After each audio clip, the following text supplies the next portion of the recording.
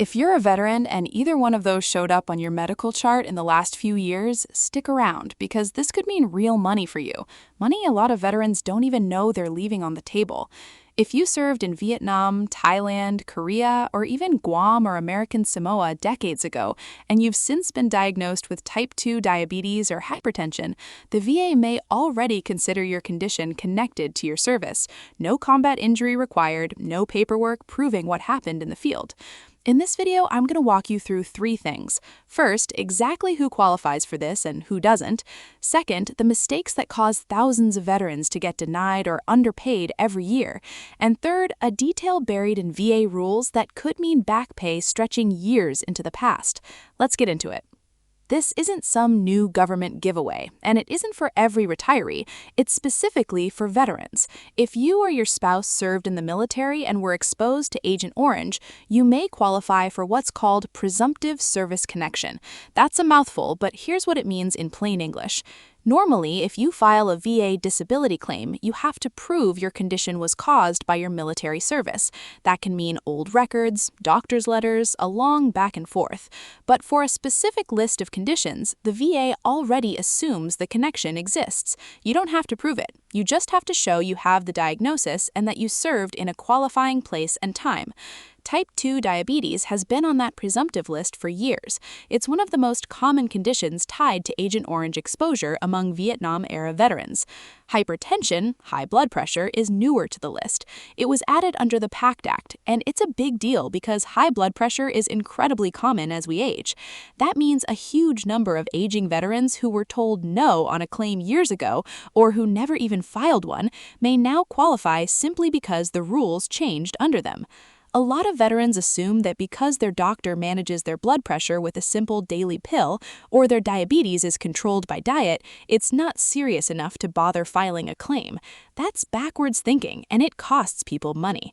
The VA doesn't just look at whether you're being treated, it looks at your case as a whole. Even a controlled, well-managed condition can be rated, and that rating is often just the starting point, not the ceiling.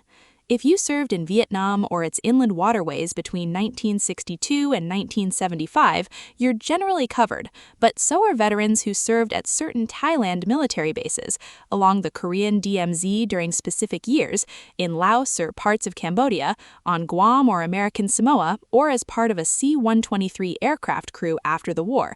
A lot of veterans don't realize their specific duty station qualifies, because when people hear Agent Orange, they picture jungle combat in Vietnam and nothing else. If your DD-14 shows service in any of those locations, that's worth a second look, even if it's been 40 years. This same set of rules didn't just add hypertension recently, it also opened the door for veterans who were denied years ago under the old rules to refile.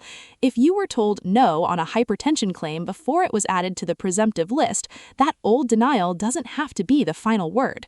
Quick pause. If you're finding this helpful, go ahead and hit like and subscribe. I cover VA and retirement benefits every week, and you don't want to miss the details that actually put money back in your pocket. VA disability compensation is paid out in a range based on your combined disability rating, from 10% all the way up to 100%, and it's tax-free, no federal income tax, and in most states, no state tax either. Diabetes, for example, is rated anywhere from 10% up to 100% depending on how it's managed, whether it's controlled by diet alone, requires oral medication, or requires insulin along with restricted activity. Hypertension is rated based on your blood pressure readings, generally from 10% up to 60% on its own. At the higher end of the overall disability scale, for veterans rated at or near 100%, especially those with a spouse or dependents, total monthly compensation can reach into the high 3,000s, and for many veterans with dependents, it climbs even higher than that. Where you land depends entirely on your combined rating and your dependent status, so nobody can tell you your exact number without looking at your full picture, but the potential is real, and it's often far more than veterans expect going in.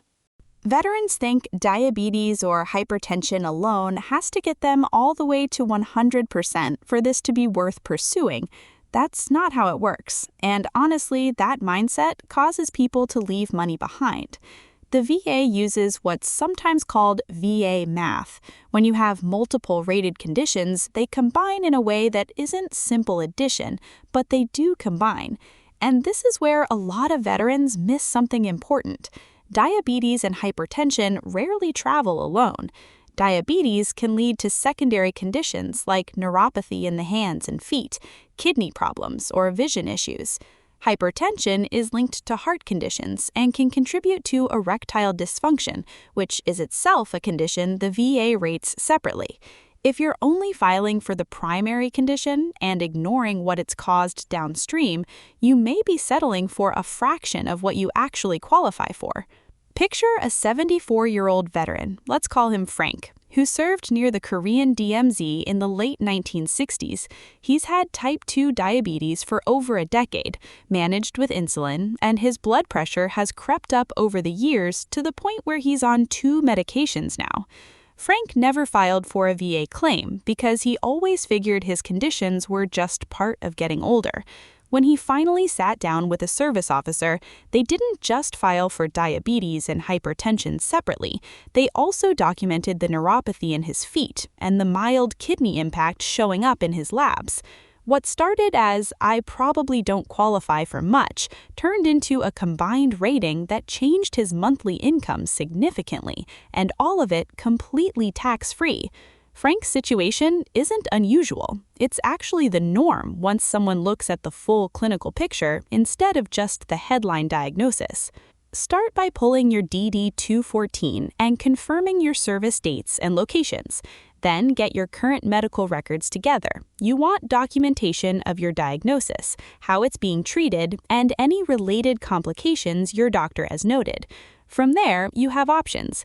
You can file directly through va.gov, or you can work with an accredited Veterans Service Officer, often through organizations like the VFW, DAV, or your county Veterans Affairs Office, and this help is free. I want to repeat that because people get talked into paying for claim assistance they don't need to pay for. Accredited VSOs do not charge you to help file a claim. Now, here's the part I've been saving because it's the detail that surprises even veterans who've dealt with the VA before. When a condition gets added to the presumptive list, like what happened with hypertension, and you had a claim denied before that change, you may be able to file what's called a supplemental claim. And in certain cases tied to Agent Orange presumptive conditions, there's a legal precedent, often referred to as the NEMR rule, that can allow your effective date, meaning the date your payments are calculated from, to reach back much further than the date you refile. That can translate into a lump sum of retroactive back pay on top of your new ongoing monthly amount. This is exactly the kind of detail that a general online search won't spell out clearly, and it's why talking to an accredited VSO about your specific denial history is worth the phone call, even if your case is decades old. This presumption isn't only for the veteran. If a veteran passed away from a condition that's since been added to the presumptive list, surviving spouses may be able to pursue dependency and indemnity compensation. So if you're a widower or widower of a veteran who served in one of these qualifying locations and passed from a heart condition, diabetes complications, or something related, it's worth having that conversation too, rather than assuming that window has closed. If you or your spouse served in a location connected to Agent Orange exposure and you've since been diagnosed with type 2 diabetes or hypertension, you may already meet the VA's bar for service connection without having to prove anything happened in combat. The single most important thing to remember is this: don't self-reject. Don't assume your condition is too mild, your service was too long ago, or a past denial is permanent. Rules change, and when they do, they can open the door for veterans who were told no before.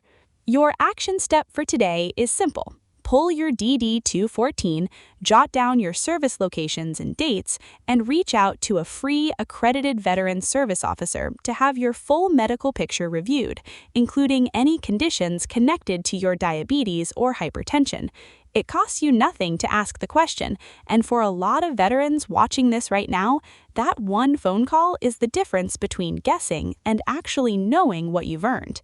Take care of yourself, take care of this paperwork, and I'll see you in the next one.